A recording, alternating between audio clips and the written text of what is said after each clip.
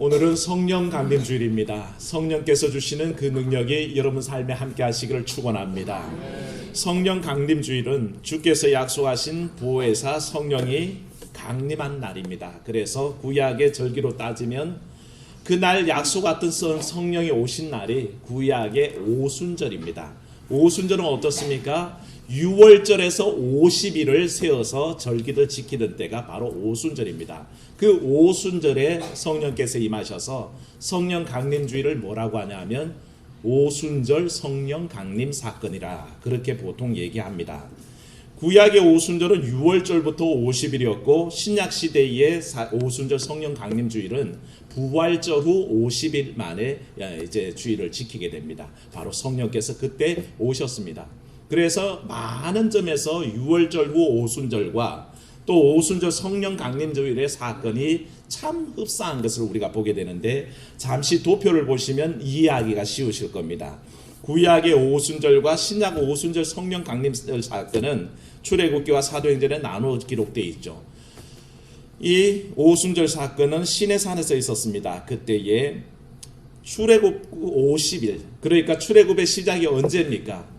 바로 6월절 사건 아닙니까? 바로의 모든 처음 난 것은 다 죽이되 하나님의 백성들, 택한 백성들, 어린 양의 보혈을 가지고 그 문지방과 물설주에 바른 모든 백성들은 어떻게 하셨습니까? 넘어가게 하셨습니다. 그래서 6월절이요 혹은 과월절이라고 그렇게 얘기하죠. 그래서 출애굽 후 바로 50일 만에 그 구약 오순절이 지켜지고요. 바로 신약의 오순절 성령 강림절 사건은 예수께서 부활하시고 50일 만에 약속하신 보혜사 성령이 임재함으로 이루어집니다. 근데 들리는 현상들이 있었습니다. 구약의 오순절 사건 때는 우레와 번개 소리가 있었고 나팔 소리가 들려왔는데 신약에서는 하늘로부터 급하고 강한 바람 같은 소리가 임했습니다. 그게 소리로 드러난 임재의 사건이었고요. 보이는 현상이 있었습니다. 여호와께서 불길 가운데 그 구약의 오순절에 임재하셨다면, 그 시내산에서 임재하셨다면 바로 신약에서는 불의 혀처럼 갈라지는 것들이 각 사람들 머리 위에 떠 있는 것이 다 보여졌다는 것입니다. 불로 임하시는 하나님의 모습이 가시화됐고요. 그래서 연결되는 사건이 구약의 오순절 사건 시내산에서는 바로 계명을 받습니다. 하나님의 계명이 뭐였습니까? 이스라엘이 광야를 지내는 동안에 이스라엘을 돕고 인도하는 역할을 감당했다 그럴 때에 그러면 신약의 오순절 성령 강림 사건은 성령을 받게 하셨습니다. 인생의 광야길에서 구약의 광야를 가는 그 사람들에게 율법이 필요했다면 오늘 이 땅에 세상의 광야길을 가는 우리에게는 뭐가 필요할까요? 성령이 필요한 줄로 믿습니다. 바로 그래서 성령을 우리에게 부어주셨던 것입니다. 그래서 구약의 그 시내산의 사건 다음에는 택함 받은 이스라엘이 생성이 되고 신약에서는 성령 강림 사건으로 교회가 생성되는 결과를 가져오게 됩니다. 이후에 어떻습니까? 하지만 구약의 오순절 때는 시내산에서 율법을 받는 동안에 이스라엘 백성들은 죄악을 저질렀죠. 금송아지를 만들어 두고 거기에 미쳐서 절하고 섬길 때에 하나님께서 노하셨습니다. 그래서 인생들을 치셨는데 몇 명을 치셨습니까? 3,000명이 그때 죽음을 당합니다. 그런데 신약의 성령 강림 사건에서는 오히려 반대 현상이 일어납니다. 이 성령 감동을 통해서 나아가서 사도들이 설교를 했더니 한 번에 몇 명이 돌아옵니까? 3,000명이 돌아오는 역사가 나타나더라는 것입니다. 그렇게 많은 면에서 구약의 오순절 사건과 신약의 오순절 성령 강림 사건은 유사한 형태로 같은 비슷한 의미를 우리에게 주고 있습니다. 이 신약의 오순절 성령 강림 사건은 사실은 이제는 예전에 그때가 율법의 시대였다면 이제는 성령의 시대가 열렸다는 것을 선포하신 사건입니다. 복음의 시대가 열렸다는 것입니다. 그 유사한 면에서 한 가지 고찰할 것은 6월절 후 이스라엘의 삶입니다. 그 광야에서 오순절 사건, 6월절의 사건은 구원의 감격이 있었습니다. 왜냐하면 다 죽어야 하지 않습니까? 그런데도 하나님께서 그 어린 양의 피를 통해서 택한 백성들 집에는 죽음이 없도록 넘어가게 하셨습니다. 이 구원의 감격을 가지고 출발했는데 이 구원의 감격 속에 가는 광야길이 즐겁기만 했을까요? 그렇지는 않다는 것입니다. 구원의 감격만 가지고는 살아갈 수 없는 그 광야길이 예정되어 있었다는 것입니다. 사람이 구원의 감격만 가지면 얼마나 좋겠습니까? 그것만 가지고 살 수 있다면 얼마나 좋겠습니까? 여러분들도 오늘도 구원의 감격으로만 살 수 있다면 얼마나 좋겠습니까? 하지만 그렇지 않습니다. 구원받은 성도도 먹고는 살아야 됩니다. 돈도 벌어야 되죠. 일도 해야 됩니다. 그런 삶의 문제가 그대로 있다는 것입니다. 바로 현실의 문제 아닙니까? 은혜만 받았다고 우리가 살 수 있는 건 아닙니다. 이 땅에서도 우리는 현실적인 문제 속에 같이, 그래서 크리스찬들의 삶은 어떻습니까? 구원의 감격과 현실의 문제 사이에서 위태로운 줄타기를 하면서 그렇게 걸어가고 있는 인생들이 우리가 아닌가 생각됩니다. 그런데 오늘 예수님께서는 말씀 선포를 통해서 바로 우리가 이렇게 구원의 감격과 현실의 문제 속에 줄타기를 위험하게 하고 있을 때에 그것을 확정지으시면서 들려주시는 말씀이 있습니다. 오늘 그 말씀을 통해서 우리가 성령 강림주일의 의미를 생각하고 우리가 이 땅에서 무슨 힘으로 살지를 한번 다시 결단해야 된다는 것입니다. 오늘 우리의 본문이 시작되는 처음 시작은 그렇게 말씀하십니다. 명절 끝날 곧 큰 날에 그렇게 얘기하고 있습니다. 이 명절이 어떤 날이냐면 유대인들의 장막절을 말합니다. 장막절은 수장절이라고 하는데 그야말로 쉽게 얘기하면 텐트살이에 기념하는 날입니다. 그냥 텐트에 살았다? 그거 가지고 기념하는 게 아니라 하나님께서 광야길에 텐트에 살게 하셨지만 결국 가나안 땅에 가서 정착하게 하셨고 그 정착 이후에 하나님께서 광야길을 인도하셨다. 그것을 기억하기 위한 것이 바로 이 장막절의 의미란 것입니다. 광야에서 떠돌이 생활을 하지 않았습니까? 우리도 우리의 삶 속에 그렇지 않습니까? 월세로 전전하다가 전세 전전하다가 어느 날 정착해서 작지만 내 집을 만들고 나면 그 얼마나 뿌듯합니까? 그 앞에 뭡니까? 문패라도 하나 달게 되면 문패 맞습니까? 요즘은 아파트에 그걸 잘 안 달아가지고 교패는 다는데 문패는 잘 없습니다. 그러니까 이름을 쫙 달고 그 명패가 그냥 너무 귀해서 닦고 또 닦는 옛날 어른들의 모습도 생각이 납니다만 그 감격 속에 만일 그 일이 내게 주신 하나님의 은혜라고 생각하면 어떨까요? 그 전세와 월세 동안에 견디게 하신 하나님을 찬양하지 않을까요? 바로 인생이 바로 그런 의미란 것입니다. 수장절의 의미, 장막절의 의미가 그것입니다. 지금 가나안에 정착했지만 우리는 광야 생활을 했었습니다. 그냥 광야 생활을 기념하기 위한 겁니까? 아니요. 광야 생활 내내 주님께서 인도하셨습니다. 이 고백이 여러분 속에 있기를 축원합니다. 우리의 삶이 그렇습니다. 아무리 지금 든든해지고 정착했다 해도 그 어려운 여건 속에 인도하셨던 하나님의 은혜는 그대로 남아있다는 것입니다. 그래서 이스라엘 사람들은 절기를 지킬 때 참 재밌게 지키죠. 그들의 절기, 유대인의 3대 절기를 늘 말씀드렸는데 뭡니까? 첫 번째가 유월절입니다. 그리고 유월절이 지나고 50일 동안 뭘 지킵니까? 오순절을 지키게 되어 있습니다. 50일 동안 지키죠. 그리고 늦가을에 추수가 때가 되면 바로 오늘 말씀의 큰 명절 장막절을 지키게 됩니다. 그래서 이 절기가 순서대로 이어지는데 그 순서 속에서 깨닫는 바가 있습니다. 첫 번째 절기가 유월절 아닙니까? 어린 양의 피로 죽음을 넘어간 구원의 사건을 상징하죠. 그 은혜의 감가에서 50일 동안 지나게 됩니다. 그 오순절 기간 동안에 맥추절, 칠칠절이라는 명명해서 같이 지나게 되는데 같은 의미입니다. 그런 다음에 농사가 끝나는 가을에 장막절을 지키는데 유월절은 종교적 측면이 제일 강합니다. 하나님께서 구원해 주신 사건, 그 사건에 감격하여 살아가는 것이죠. 구원받은 사건, 출애굽의 은혜 체험의 절기입니다. 그런데 이어지는 오순절과 나중에 드려지는 장막절은 감사제의 성격이 더 강합니다. 물론 종교적으로 하나님 앞에 감사하지만 그것은 지나오는 동안의 삶에 허락하신 주의 은혜에 감사하는 것입니다. 그래서 이스라엘의 삶에 이런 구조가 성립되는 것입니다. 하나님의 택한 백성의 삶이란 구원의 감격과 함께 이 땅을 살아갈 동안에 허락하시는 하나님의 은혜를 기억하고 감사한다는 의미가 그들의 절기 속에 포함되어 있다는 것입니다. 장막절에는 공식 행사로 물의 행사가 연일 이어지는데요. 매일 7일 동안에 실로암 연못에 갑니다. 실로암 연못에 가서 금그릇으로 용기에 물을 기르다가 성전으로 막 쳐다 나릅니다. 쳐다 나르는 의미가 뭐겠습니까? 일 못해서 안달입니까? 아닙니다. 하나님께서 이 물을 광야 동안에 허락하셨다는 것을 기억하고 그 일을 반복해서 행하는 것입니다. 바위에서 생수가 흘러나게 하셨던 그 하나님의 은혜를 기억하는 것이죠.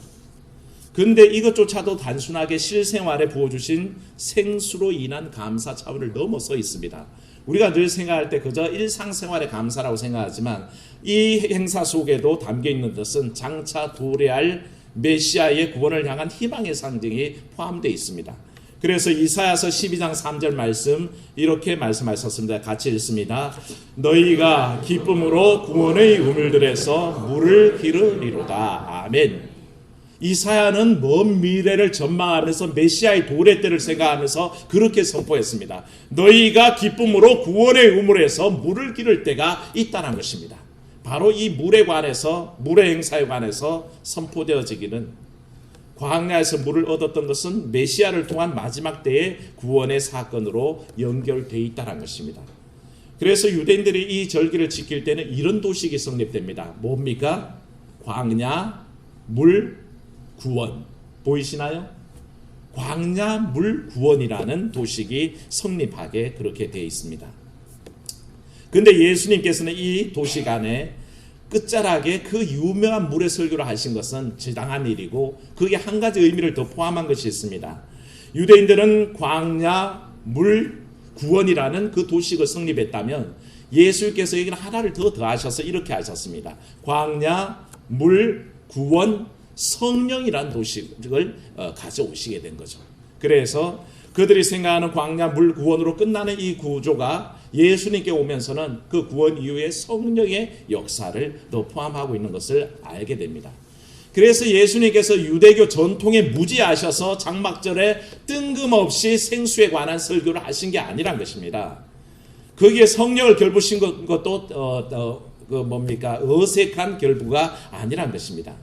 예수님의 인생들이 광야에서 생수를 통해 생명을 연장했던 것처럼 사실은 우리가 살아가는 인생에 제일 필요한 것이 생수이신 성령이 그 배에서 솟아나는 그 역사가 필요하다는 것을 역설하고 계시다는 것입니다. 사람에게 물이란 참 소중합니다. 사람이 보통 물 없이 며칠을 살까요? 보통 5일에서 7일을 산다고 얘기합니다. 먹을 것 없이 사는 때는 더 깁니다. 몇 주간을 생존할 수 있는데 물이 없으면 사람이 세상 살아봐야 5일에서 7일이면 죽게 되고요. 만약에 광야 같은 열악한 조건이면 건조한 기후에서는 하루 이틀이면 탈수증 때문에 금세 죽는 존재가 인간이라는 존재입니다.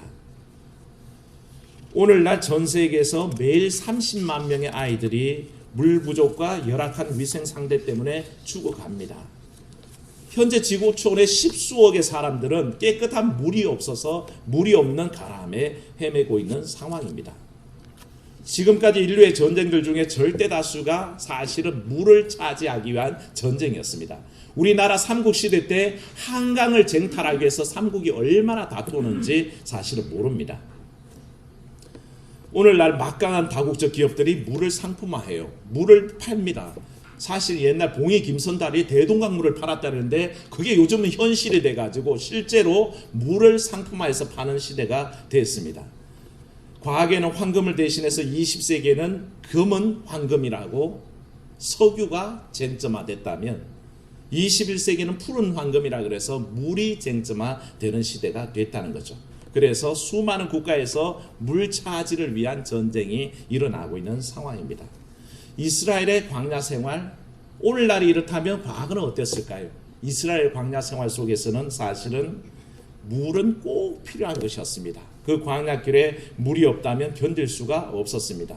실제로 하나님께서 일용할 양식을 뭘로 공급하셨습니까? 만나와 메추라기를 주셨죠. 그걸 가지고 이스라엘이 연명했습니다. 하지만 사실은 양식의 문제보다 더 큰 문제가 먼저 봉착이 됐습니다. 그게 물의 문제였습니다. 출애굽기 15장을 보면 이스라엘이 광야로 들어가서 수르 광야에 이르자마자 물을 얻지 못합니다. 그때 그들 앞에 나선 것이 뭐였습니까? 마라의 쓴물이었습니다. 그러자 이스라엘은 모세를 향해서 원망합니다. 뭐라고 원망했습니까? 우리가 무엇을 마실까라고 원망합니다. 성경에 그대로 그렇게 적혀 있습니다. 우리가 무엇을 마실까라고 원망했었습니다. 그리고 엘림의 물을 만나서 물 문제가 해결되죠. 그러면 이제 출애굽기 16장에 넘어가면 그제서야 먹는 거 가지고 또 불평을 합니다. 다시 말해서 우리가 뭘 먹을까? 우리를 줄여 죽게 한다 하는 그 질문이 바로 무엇을 먹을까 하는 원망이란 것입니다. 가만히 보면 재밌지 않습니까? 예수님께서 인생들의 걱정하는 모습을 지적하시면서 뭐라고 하셨습니까? 너희가 그러므로 마태복음 6장 31절 한번 같이 읽겠습니다. 시작. 그러므로 염려하여 이르기를 무엇을 먹을까 무엇을 마실까 무엇을 입을까 하지 말라. 예, 그걸 말씀하셨죠. 예수님 말씀하셨던 것은 무엇을 먹을까 무엇을 마실까 무엇을 입을까 염려하지 말라 그랬는데 이스라엘은 광야길을 나서자마자 뭐 했습니까? 무엇을 마실까 걱정했다가 그게 해결되니까 또 무엇을 먹을까 때문에 걱정하고 근심하는 인생들이었습니다. 그런데 사실은 인생들에게 그 염려, 그 짊어가는 무거운 짐이 바로 물의 문제였고 양식의 문제였습니다. 아까도 말씀드렸지만 우리는 이 위태한 줄타기 속에 서 있습니다. 구원의 감격이 있어서 광야길을 가지만 그 속에서 현실적인 문제도 우리를 괴롭히는 짐이라는 것입니다. 그래서 그게 떨어지면 죽을 수밖에 없기 때문에 이스라엘 백성들은 식수 문제로 원성이 대단했던 것이고 하나님께서는 이 일에 대해서 한 번도 외면하지 않으셨다는 것입니다. 반석을 치면 물이 나오게 하신 줄로 믿습니다. 그 어려운 환경 속에 하나님께서는 광야길에서도 반석을 쳐서 물이 터져 나오게 하셨고 쓴 물은 어떤 물로? 단물로 바꾸어 주셔서 마시게 하셨던 그 주님의 기적을 보게 됩니다.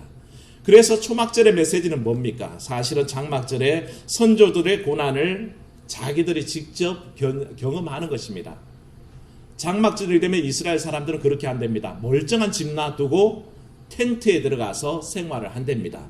텐트 생활이 좋아서 요즘 캠핑족들 텐트 들어가는 걸 되게 좋아하는데요. 멀쩡한 집 놔두고 한겨울에도 캠핑을 하는데 그들이 그랬다는 겁니다.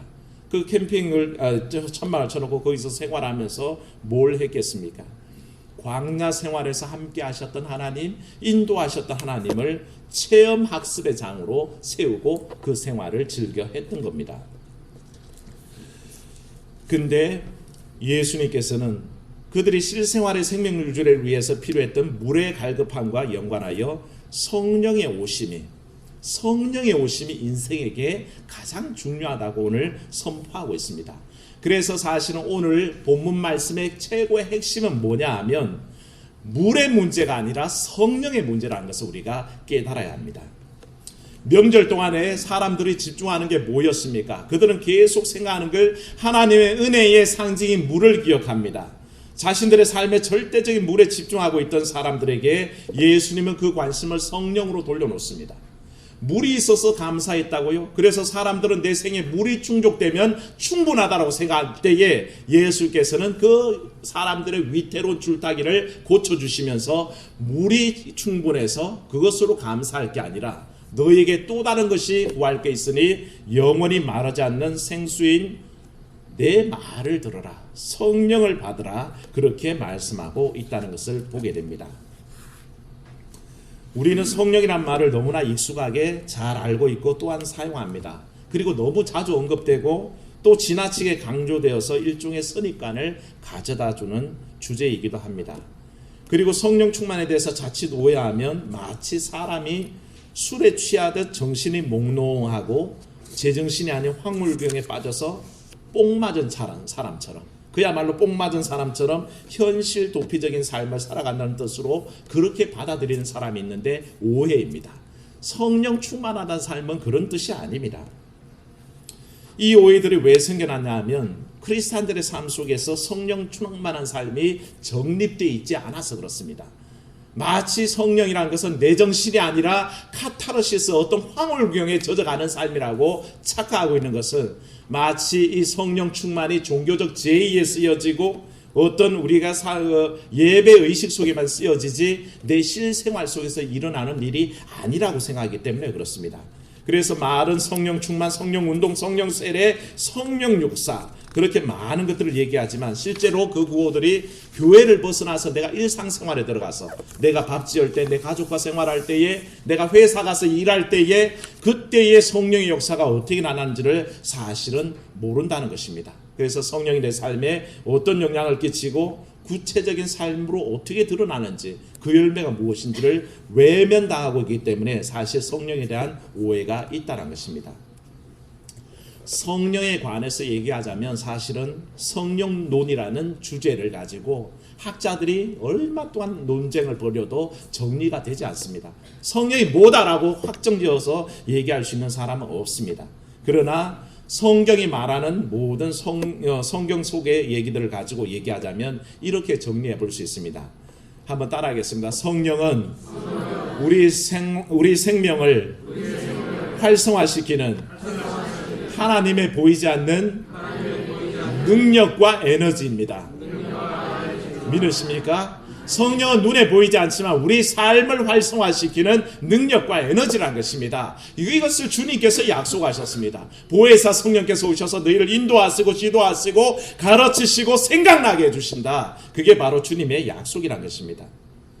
이 능력과 에너지는 생명의 창조주 하나님께로부터 발원하고 하나님의 영이자 동시에 성자 예수 그리스도의 영의 근거를 두고 예수님의 승천 이후에 이 땅에 와진 것이라는 것입니다. 무슨 성령님으로? 보혜사 성령으로 함께 하신다고 우리가 지지난주의 말씀을 통해서 확인했었습니다만, 그래서 실상생활에서 우리의 이해는 이 세 가지가 겹칩니다. 성령, 하나님의 영, 예수 그리스도의 영, 이 개념이 거의 같이 쓰여지고 사실은 별로 다르지 않은 개념이란 것입니다. 그렇게 같이 사용합니다.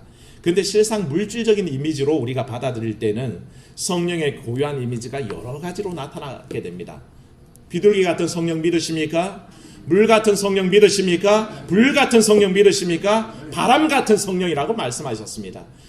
성경은 우리에게 성령의 이미지를 설명하기 위해서 이런 많은 물질적인 이미지를 들고 왔습니다. 그래서 비둘기 같은 성령, 바람 같은 성령, 불 같은 성령, 물 같은 성령이라고 하셨습니다.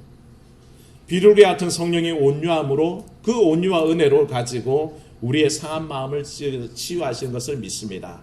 불 같은 성령이 우리 가운데 오셔서 우리의 모든 그 상한 심령들을 불태우시는 줄로 믿습니다. 우리의 죄의 문제를 불태우시는 겁니다. 물 같은 성령은 어떻게 하십니까? 우리 가운데 찾아오셔서 생수와 같이 시원케 하시고 생명을 공급하시는 분이라는 것입니다. 이 다양한 성령의 이미지 중에 예수님께서는 어떤 성령을 채택하셨냐면 물 같은 성령을 우리에게 말씀하십니다. 예수님께서는 이 성령이 물이라고 하셨는데 물 가운데서도 생수이고 생수도 한 병, 두 병 아니라 사실은 아예 생수로 이루어진 강물을 말씀하고 계십니다. 물이 보통 고이면 썩게 마련인데 이 생수는 썩은 물도 아니고 죽은 물도 아닙니다. 그저 생명 가득하게 흘러가는 그 생수가 우리 가운데 주어진다고 하셨고, 그것을 덧붙여서 뭐라고 하셨습니까? 그것이 바로 성령을 일컬어 하시는 말씀이라고 그랬습니다. 그러니까 사람들 속에 절실하게 필요한 이 물의 문제가 사실은 뭘로 결부되어 있습니까? 성령의 문제와 결부되어 있다는 것을 우리는 말씀을 통해서 알게 됩니다. 그래서 본문 말씀을 한번 돌아가 보십시오. 이 38절 같이 읽겠습니다. 시작. 나를 믿는 자는 성경의 이름과 같이 그 배에서 생수의 강이 흘러오리라 하시니. 아멘. 그 배에서, 예수 그리스도를 믿는 자에게는 그 배에서 생수의 강이 흘러난다고 했습니다. 왜 하필 예수님께서는 가슴도 아니고 머리도 아니고 배에서 그 생수의 강이 흘러난다고 말씀하셨을까요? 헬라적인 관념 속에는 사실은 가슴과 머리는 마음을 관장하는 신체 기관으로 봤습니다. 그런데 여기서 사람의 마음을 관장하는 신체 부위보다 더 아래에 위치한 배꼽 주변에 거기에서 생수가 나온다고 하시는 겁니다. 왜 마음으로부터 생수가 나오지 않고 그 아래 기관인 배에서 나온다고 하셨을까? 이유는 분명합니다. 한번 따라하겠습니다. 배보다 배꼽입니다. 배보다 배꼽이 크다는 말이 있지만 배보다 배꼽이 많다는 말은 제가 지어낸 말입니다. 배보다 배꼽입니다. 왜냐하면 예수님께서 왜 배를 지금 말씀하시냐면 사실은 배에 있는 배꼽을 말씀하십니다. 이 배꼽을 통해서 우리는 어머니 뱃속에서 10달 동안 어머니의 자궁과 붙어서 생명을 쭉쭉 빨아먹으면서 살았습니다. 그게 끊어졌으면 아무도 이 땅에 태어날 인생이 없다는 것입니다. 배에서 얻는 것은 바로 그 배꼽을 통해서 생명의 에너지를 얻는 것을 예수께서 형상화해서 보여주고 계시는 겁니다. 바로 배에서 흘러난다는 것은 그 자궁과의 생명의 연계 지점이고 그곳이 생명을 생명답게 하는 그 기운의 발원지가 되기 때문에 그 배에서 나서 그 생수의 강이 흘러난다라고 그렇게 말씀하십니다. 그러면 히브리 사람들의 관점은 어떨까요? 그들의 배란 사실은 바깥이 아닌 내면을 지칭하는 말입니다. 우리 민족도 비슷한 정서를 갖고 있는데 음흉해서 그 속을 잘 모르는 사람을 뭐라고 그럽니까? 제 머릿속에는 뭐가 들어앉았는지 그렇게 말하든지 또 다른 말로 뭐라 그럽니까? 제 뱃속에는 뭐가 들었는지 도대체 속을 알 수가 없어. 그렇게 얘기할 때가 있지 않습니까? 그래서 히브리적 관점 속에는 바로 배라 그러면 그 사람의 외적인 모습이 아니라 내면의 모습을 지칭하는 겁니다. 그래서 그 배에서 생수의 강이 흘러난다는 것은 사실은 외형적인 모습 속에 드러나는 게 아니라 그 영혼 깊은 곳의 문제라는 것입니다. 그 마음 내면 깊은 곳에서 흘러나오는 그 영적인 각성들, 그것을 성령의 역사, 그것을 주님께서 말씀하시기를 그 배에서 생수의 강이 흘러나리라 그렇게 얘기합니다. 그래서 예수님께서 장막절의 끝날에 사람들이 갖고 있는 이 땅에서 육신의 가람으로 채우려고 하는 그 물의 문제보다 사실은 너희 영혼의 문제 속에 있는 가람, 그 성령의 충만함으로 해결할 수 있는 그 능력의 강, 그 생수의 강이 필요하다라고 주님께서 말씀하시는 거죠. 그래서 사람들이, 우리 믿는 사람들이 구원의 감격과 현실의 문제 사이에서 위태하게 줄다리기를 탈 때 주님께서 딱 정리를 내리시기를 현실의 문제보다 너희 영혼의 문제가 더 중요하다. 너 삶의 영혼의 갈급함이 더 중요하고 육신의 갈급함은 사실은 조금 더 뒤로 미뤄놔라 하는 말씀을 우리에게 하고 계신다는 것입니다. 성령을 생수처럼 마셔야 할 음료로 비유하신 것은 이 땅에 살아가는 모든 사람들의 근원적인 갈증을 얘기합니다. 아무리 마셔도 해결할 수 없는 갈증이라는 것은 누구에게나 있게 마련이라는 것입니다. 요한복음 3장에 니고데모라는 인물이 예수님 앞에 나왔죠. 그는 바리새인이요 산헤드린 공의원이요 세상적으로 부족할 것이 없는 사람이었습니다. 학식도 갖췄죠. 권력도 가지고 있습니다. 근데 그가 뭐가 아쉬워서, 많은 재산 말할 것도 없이 가지고 있는 그가 뭐가 아쉬워서 예수 앞에 나왔을까요? 그는 모든 것을 갖추었음에도 그 영혼의 갈증을 해결할 수가 없었습니다. 그래서 주님 앞에 나왔고 구원의 진리를 여쭙게 될 때에 그때 주님께서 대답하시기를 이렇게 말씀하셨습니다. 같이 읽습니다. 예수께서 대답하시되 진실로 진실로 내게 이르노니 사람이 물과 성령으로 나지 아니하면 하나님의 나라에 들어갈 수 없느니라. 아멘. 사람이 물과 성령으로 나야 한다는 것입니다. 실은 인생의 문제가 육체적인 갈증, 배고픔의 문제가 아니라 실제로는 가장 영혼 깊은 곳의 문제, 영혼의 갈증이 더 문제다라는 것입니다. 이 영혼의 갈증은 사람을 지치게 하고 지친 생명은 활기차게 그 목을 살아낼 수가 없다는 것입니다. 그래서 예수님은 성령을 생수의 강의 이미지로 표현하셨고 나아가서 그걸 마시라고 초청합니다. 그런데 여기에는 중요한 전제가 있습니다. 따라합시다. 나를 믿는 자. 오늘 말씀에 그렇게 쓰지 않았습니까? 나를 믿는 자는 성경의 이름과 같이 생수의 강이 그 배에서 흘러나리라 하셨습니다. 모든 이들이 그 생수의 강이 흘러나는 게 아니라 전제가 있습니다. 뭡니까? 나를 믿는 자라고 그랬습니다. 예수 그리스도를 신뢰하고 그 마음에 의뢰하고 의지하는 그 사람에게는 하나님께서 성령의 그 역사를 통해서 그 인생의 갈증의 문제들, 그 삶의 갈증의 문제들을 해결하겠다고 약속하신 겁니다. 그래서 주님께서는 나를 믿는 자, 그들은 누구든지 생수강이 흐른다 하는데 사실은 나를 믿는 자라는 말과 또 반대되는 말이 앞절에 나옵니다. 17절 한번 같이 읽어볼까요? 명절 끝날 곧 큰 날에 예수께서 외쳐 이르시되 누구든지 목마르거든 내게로 와서 마시라. 아멘. 18절은 뭐라 그랬습니까? 나를 믿는 자 그랬는데 17절에서는 누구든지 마실 수 있다 그랬습니다. 목마른 사람이면 누구든지 마실 수 있다 그랬습니다. 여기서 우리는 하나님께서, 예수께서 특별히 나를 믿는 자로 은총을 제한하지 않는 것을 보게 됩니다. 누구든지 목마르면 와서 마시라는 것입니다. 언제나 열려 있습니다. 하나님의 은총은 열려 있고 성령의 은사는 열려 있고 성령의 능력도 열려 있습니다. 그것을 원하여 마시고자 할 때에 나와서 마시면 되는데 그때에 일어나는 역사가 뭡니까? 그 속에 믿음을 주시는 줄로 믿습니다. 수많은 애들이 결단하고 세례받을 때 성령께서 그 속에 성령 세례를 주십니다. 믿음으로 나는 예수 그리스도를 믿습니다 고백하는 이들에게 하나님께서 바로 그 성령의 역사도 부어주십니다. 그래서 사실은 누구에게든지 개방된 그 은총이 고백하는 이들에게 더 나타나는 줄로 믿습니다. 근데 이 사람들이 이 물을 마시고 싶어 하지 않습니다. 사실은 이 생수가 있는지조차 잘 모른다는 게 큰 문제입니다. 텔레비전 광고를 보시면 보통 텔레비전 광고를 뭐라 그러냐 하면 30초의 미학이라고 부릅니다. 짧은 시간 동안에 어떻게 그 제품을 사람들에게 어필할까 문제를 매일 연구하는 사람들이 그 광고회사 카피라이터들이죠. 그 짧은 시간에 제품의 이미지를 보여줘야 되니까요.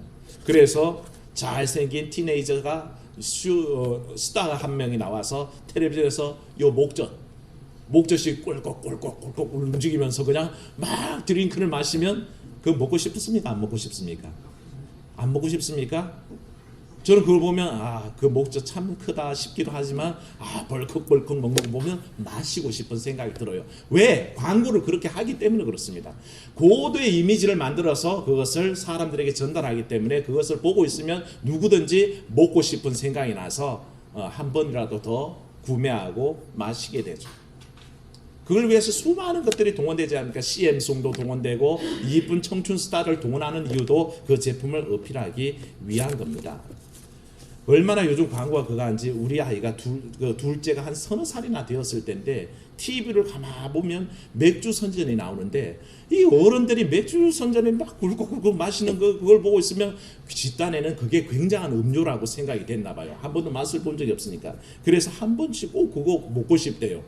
네가 그거 뭔지는 알고 그러냐 그러면 뭐 모르지만 자꾸 먹고 싶대요. 그래서 어느 날 마트를 갔더니 맥주 시음 행사를 해요. 근데 걔가 그걸 보더니 막 먹고 싶다고 한번 달라고 그러는데 제가 안 된다 그랬더니 자기 엄마가 대범하죠. 한번 먹어봐야 안다고. 그래서 요만한 거를 받아가지고 그냥 줘봤어요. 냄새부터 맡는데 이게 찝찝한 냄새가 나거든요. 이게 오줌 냄새 비슷하기도 하고 그래서 억지로 이렇게 조금 입만 대보다가 안 먹는데요. 아마 걔는 다시는 그 선전 보면서도 저 어른들은 저 오줌 냄새 나고 저 맛없는 거를 왜 먹을까 하는 생각을 하면서 평생을 갈 것 같다고 저는 생각이 되는데 바로 그런 효과입니다. 사랑하는 여러분, 성령의 생수를 믿지 않는 사람들이 마시고 싶어 할 것처럼 여러분들 행동하십니까? 아무것도 아닌 음료수를 선전하는데도 그 30초의 미학이라는 광고는 사람들 나오면 송두리째 뺏어가서 그거 한번 꼭 마셔야겠다고 그렇게 생각하게 만드는데 정작 성령의 생수 먹고 살아가는 여러분들은 세상 사람들에게 그 생수의 맛을 한 번이라도 드러내 보여주셨습니까? 교회에 와서는 마치 종교 의식처럼 내가 예배하는 방식처럼 성령 충만에 찬양의 방법처럼 기도하는 뜨거운 열정처럼 성령의 충만을 얘기하지만 내 삶에 돌아가서는 왜 성령의 능력이 나타나질 않습니까? 사람들이 만약 내 얼굴에서 내 실생활 속에서 내가 직장에서 일할 때 나타나는 그 기쁨 때문에 그 확신 때문에 사람들이 성령의 역사를 알게 된다면 누구든지 한번 그 생수를 마시고 싶어 할 겁니다. 내가 가정에서 내가 믿는 예수 때문에 넘쳐나는 기쁨을 어찌 주체할 수 없을 때에 그것을 보고 있는 믿지 않는 남편이 혹은 믿지 않는 아내가 저 사람은 도대체 왜 저럴까? 그 이유를 알고 싶어서 그 생수를 한번 마셔보지 않겠습니까? 우리는 생수를 드러내야 됩니다. 성령의 생수를. 조혜련 씨가 최근에 회심을 해서 사실은 남편 따라 교회를 다닙니다. 집사가 됐습니다. 세례를 받고 집사한 게 5월 19일자 국민일보 그 레트에 나와 있길래 제가 유심히 보는데 여러 가지 얘기를 나오는데 남편이 계속 권했답니다. 교회 같이 가자고. 그런데 자기는 사실 교회가 굉장히 싫었답니다. 교회 가기가 싫었답니다. 그랬는데 어느 남편이 조건을 걸었습니다. 내가 당신을 존대해 줄 테니까 당신도 이제 존경받을 위치이니까 내가 존대해 줄 테니까 교회를 가자 그랬더니 그 조건으로 한 번만 교회를 가기로 했다는 겁니다. 그런데 한 번 교회 간 날 사실은 성령의 기쁨이 왔습니다. 그래서 그 뒤부터는 기쁨으로 나아가서 예배하고 기쁨으로 교회 생활하고 기쁨으로 섬기게 되는데 그 삶을 통해서 비록 작은 교회입니다. 강남에 아주 그 비닐하우스 교회를 갔다고 하니까 그 어떤 교회인지 제가 잘 모르겠지만 그 교회였지만 외형은 보잘것없는데 그 교회에서 주님 만나는 경험이 너무나 새로워서 그 기쁨 속에 성도들과 교제하고 그래서 이제는 교회 안 다닌다는 것을 상상할 수 없다라고 그렇게 고백하는 것을 봤습니다. 재미있는 얘기도 많이 나와 있는데 하나 소개하자면 그렇습니다. 자기가 골룸이라는 코너를 맡았잖아요. 골룸 말브레자 안 보셔서 모를 겁니다. 괜히 했네요. 그걸 한 다음에 결국에는 화장실에 가서 그 첫 방연을 한 다음에는 그렇게 울었답니다. 내가 이러고 살아야 되나? 나도 예쁘고 남들에게 보기 좋은 그런 역할을 하고 싶은데 어쩌다가 대머리에 민머리에 그냥 괴물처럼 나와서 골룸골룸 하고 있어야 되는지 그 자괴감에 울었다는 그런 얘기들을 쭉 소개하면서 결국 자기는 새로운 삶을 얻었다는 겁니다. 누구 안에서? 예수 안에서 성령 안에서 새로운 삶을 얻었다라는 그 고백을 받습니다. 사랑하는 여러분, 여러분들은 세상의 생수의 맛을 전하는 사람입니다. 오늘날의 많은 사람들은 그저 주말만 되면 교회 올 줄 모르고 배낭 메고 산으로 가서 어디에 가는지 아십니까? 약수터에 갑니다. 약수물 하나 그 시원하게 마시고 그거 한 잔 먹으면 마치 건강 다 얻은 것처럼 뿌듯해져 가지고 그것을 배 터지게 먹고 또 어떻게 합니까? 가득가득 병에 담아서 짊어지고 내려옵니다. 하지만 그 약수가 얼마나 그 인생을 바꾸겠습니까? 사실은 그 물은 먹어도 또 목마른 물이고 먹어도 또 목마른 물이란 것입니다. 인생은 그 물 앞에 삽니다. 요한복음 4장에 보면 예수께서 사마리아 수가성의 여인을 만났었습니다. 짧은 구절에 한번 읽어보겠습니다. 예수께서 대답하여 이르시되 이 물을 마시는 자마다 다시 목마르니와 내가 주는 물을 마시는 자는 영원히 목마르지 아니하리니 내가 주는 물은 그 속에서 영생하도록 솟아나는 샘물이 되리라. 여자가 이르되 주여 그런 물을 내게 주사 목마르지도 않고 또 여기 물기르러 오지도 않게 하옵소서. 아멘. 육신의 갈증은 채워도 끝이 없습니다. 물을 마셔도 또 목말라지는 법입니다. 그런데 그 영혼의 가람까지 채울 수 없는 문제 속에 주님은 이 성령 강림주일에 성령의 그 생수를 마시는 자만이 영생의 그 축복을 얻고 영원히 목마르 없는 삶을 얻게 된다고 약속하셨습니다. 사랑하는 여러분, 이 기쁨이 여러분 속에 있을 때 오늘 가정에 가서 그 생수를 홍보하십시오. 광고하십시오. 참 먹음직스럽게 마셨다는 것을 보여주시는 여러분 되시기를 축원합니다. 여러분들의 직장에 가서도 마찬가지입니다. 사업장에 가서도 마찬가지입니다. 내가 마시고 있는 이 성령의 샘물이 얼마나 달고 귀한지를 증거할 수 있는 삶을 오늘도 우리가 살아낼 때에 바로 하나님께서 이 성령 강림절에 우리를 불러서 마음껏 가난 목을 채우게 하시는 그 생명의 생수의 강이 여러분들 그 영혼의 깊은 곳에 흐를 줄로 믿습니다. 함께 기도하겠습니다. 은혜로우신 아버지 하나님, 성령 강림주의를 맞이하여서 명절 끝날에 선포하신 주의 뜻을 받듭니다. 하나님, 물의 귀중함 때문에 물 때문에 감사하다고 사람들은 그렇게 축제를 벌였지만 주님께서는 그 명절 끝날에 말씀하시기를 오히려 나를 믿는 자는 그 배에서 영원토록 솟아나는 생수의 강이 있다고 하셨고 그것이 성령이라고 밝혀주셔서 하나님 감사합니다. 오늘 이 목마른 세대를 살아가는 우리가 주의 성령의 역사 아니면 어찌 살겠습니까? 이 영혼의 가람을 어찌 채워나가겠습니까? 하나님, 오늘 우리가 성령의 역사를 배우게 하시고 그 성령의 생수를 마시게 하셔서 영혼의 가람 속에서 그 가람을 해결하는 역사가 있게 하시고 참으로 아버지 주님 주시는 그 생수를 통해서 영생의 기쁨을 누릴 수 있도록 도와주시옵소서. 특별히 바라옵기는 하나님, 주님께서 주시는 그 성령 생수를 마시고 있는 우리가 사람들 앞에 아버지 하나님 생수를 마시고 있는 사람처럼 행동하지 않으니 걱정입니다. 세상이 갖고 있는 수많은 근심 걱정과 불안과 초조와 염려는 그대로 갖고 있으면서 성령 충만의 역사는 단지 교회 와서 예배할 때만, 기도할 때만, 찬양할 때만 나타나는 것처럼 착각하고 살아가는 우리입니다. 하나님, 성령의 충만을 똑바로 보게 하셔서 내 삶에서 성령 충만하게 도와주시옵소서. 내 가족들 속에서 성령 충만하게 하시고 내 직장 안에서 성령 충만한 삶을 살아내게 하여 주시옵소서.